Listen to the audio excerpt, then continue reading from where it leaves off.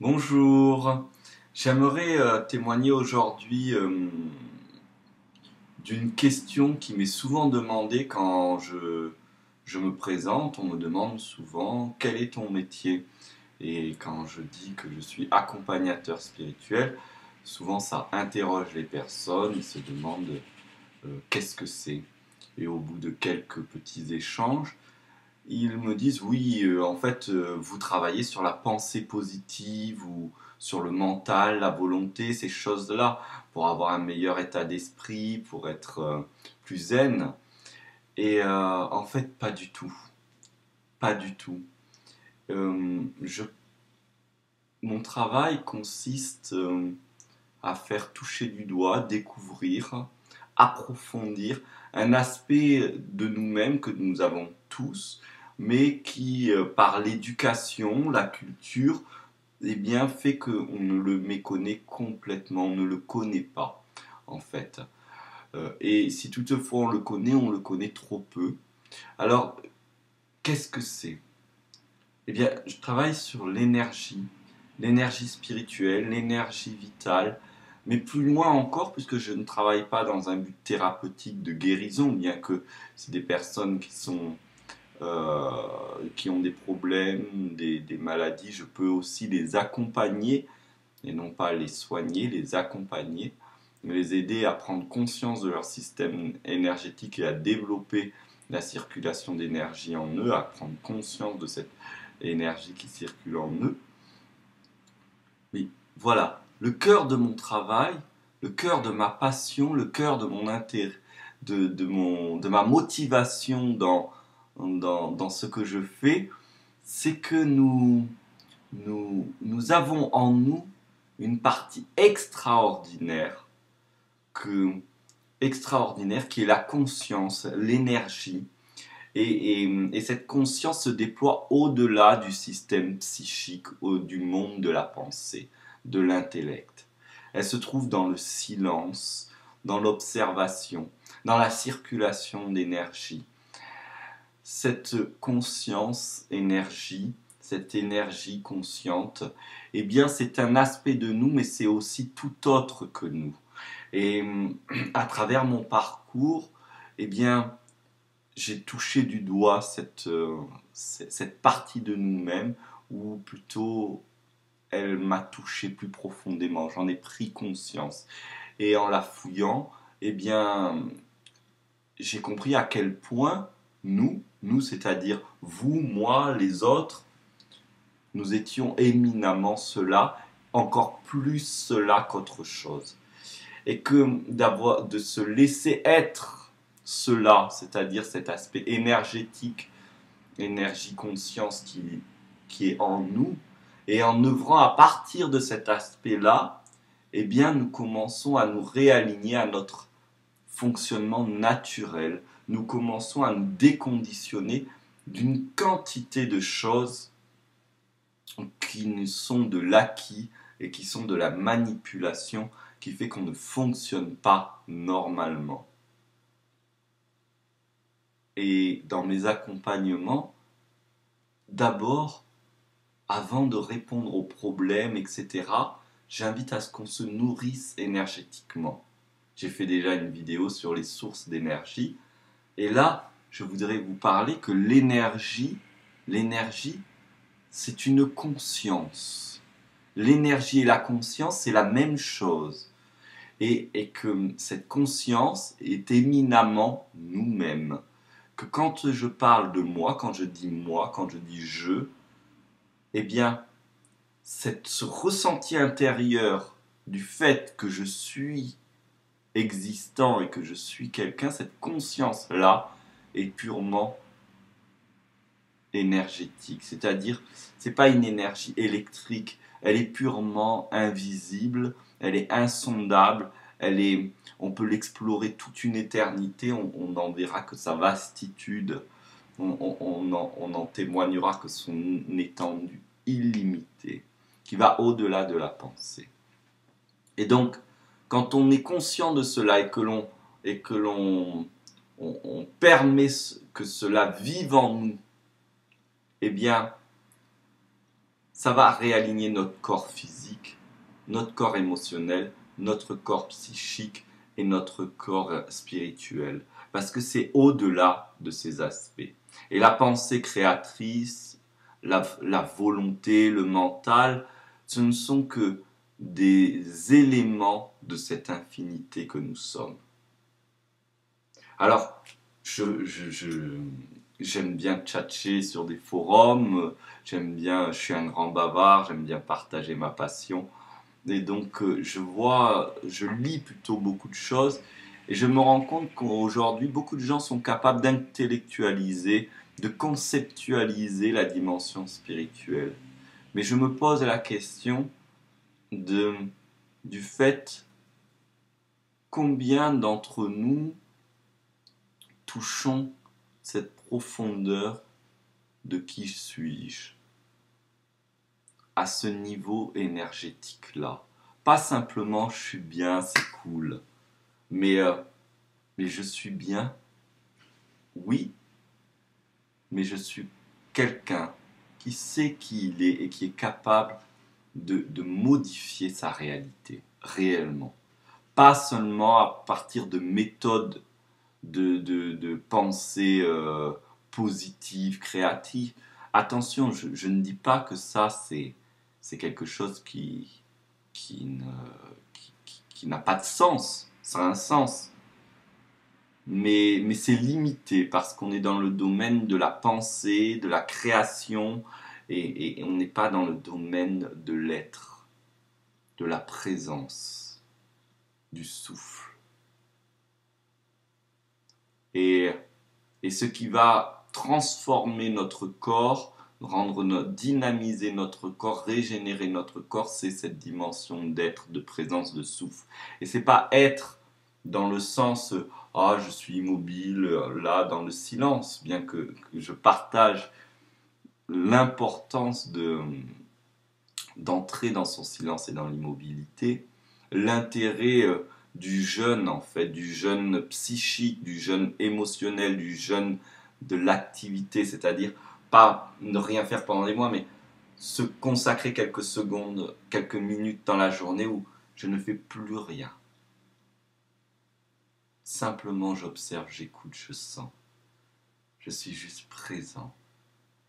Je ne produis plus de pensées volontairement. Si des pensées me traversent, je suis dans un accueil bienveillant, mais sans surrajouter. Je conseille ça, oui. J'en parle, il y a des vidéos dessus, il y aura sûrement d'autres vidéos dessus. Et là, ce dont je veux pointer, c'est l'importance de l'énergie. J'aurais envie de citer un texte qui m'avait beaucoup plu, dont je ne saurais même plus vous dire les références, si ce n'est que c'est dans un évangile apocryphe.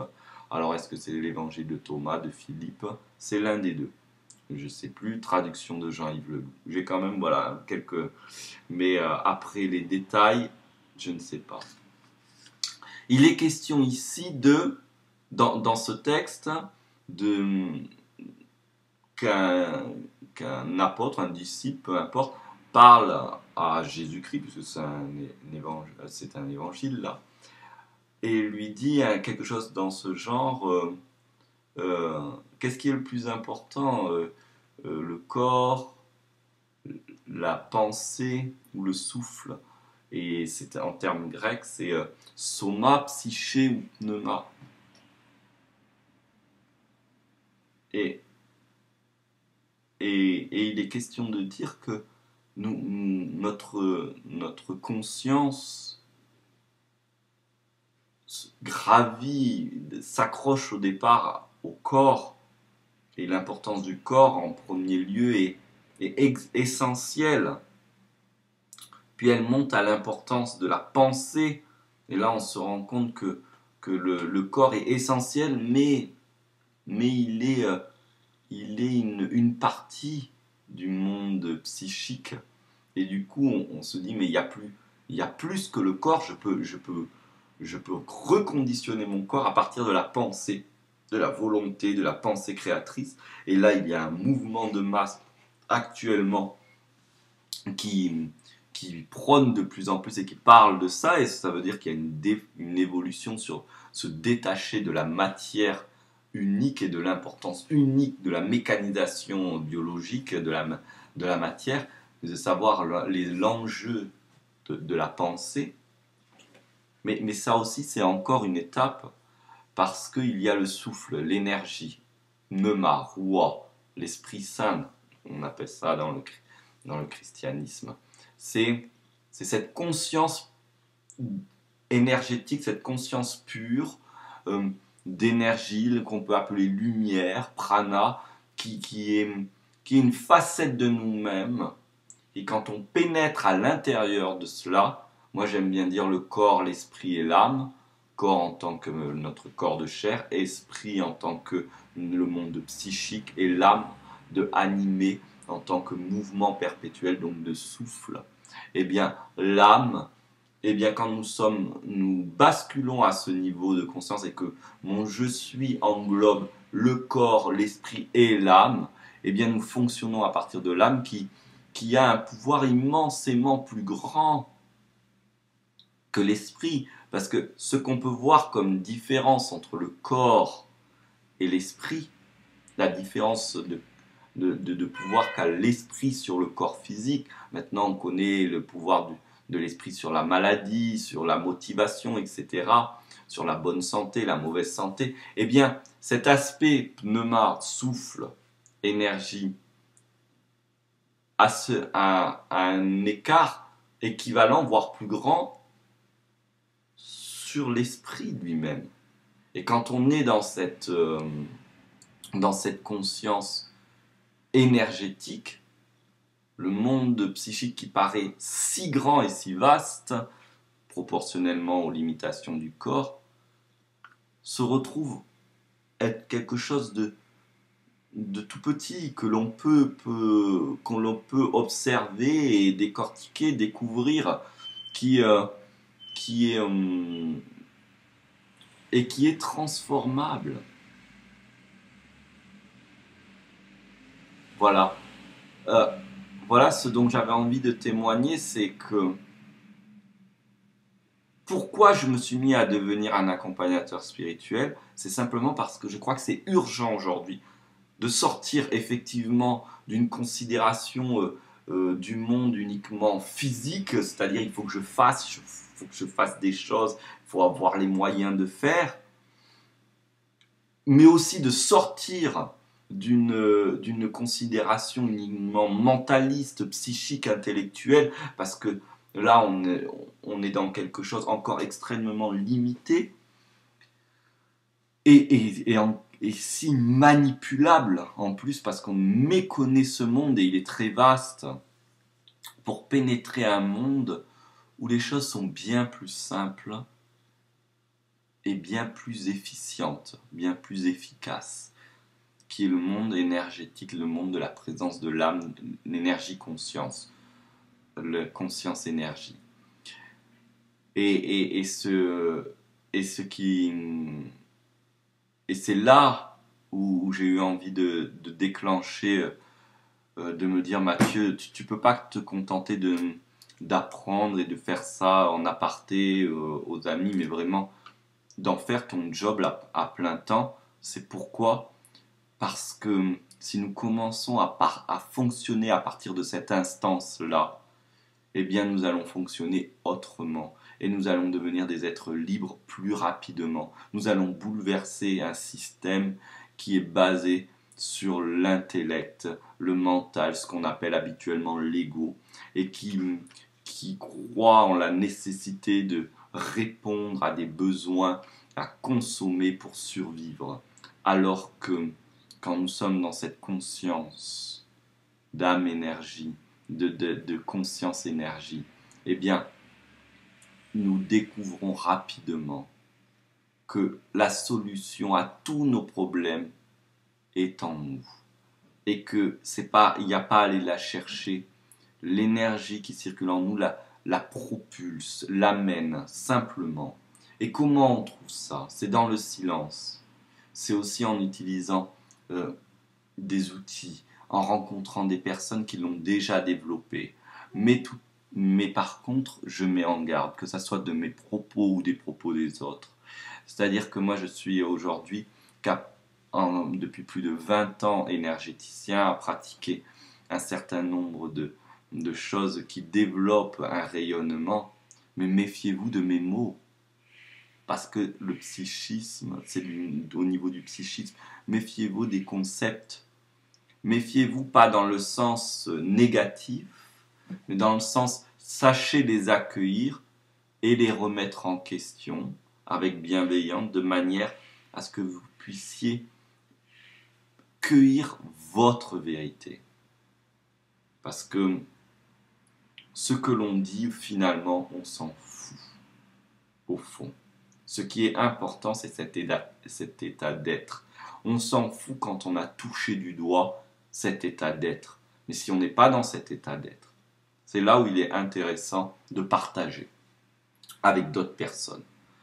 De partager pour sentir cette énergie. Et s'il n'y a personne, allez dans la nature, allez contre des arbres, allez là, allez devant le soleil, de l'autre côté de la porte de votre maison, comme j'ai vu une vidéo il n'y a pas longtemps de Thierry Casanova sur la nourriture. Et aussi, il a une approche spirituelle, vraiment très spirituelle. C'est pour ça que j'apprécie d'écouter ces vidéos-là. Et voilà, allez vous nourrir de cette énergie qui est vous, qui est vraiment vous, qui est plus vous que votre prénom, que votre nom, que votre nationalité, que votre descendance. Et méfiez-vous de tous les concepts psychiques, que ce soit les miens, ceux des autres, ceux des maîtres, mais aussi les vôtres. Méfiez-vous dans le sens que, pas qu'on ne peut pas y croire, mais sachez y croire juste le temps nécessaire. Et sachez le lâcher de suite après. Lâchez quand vous avez trouvé quelque chose qui vous amène encore plus profondément vers vous-même, vers votre silence. Merci de votre écoute. Je serais heureux d'avoir des commentaires. N'hésitez pas, si vous avez des questions, ça me permettrait d'approfondir, d'aller plus loin. Parce que je parle là, derrière cette webcam, avec mon cœur, j'essaye de partager des notions. J'essaye de rester simple, et pour autant, parfois, on peut aller plus loin. Et n'hésitez pas. Je vous remercie. Merci.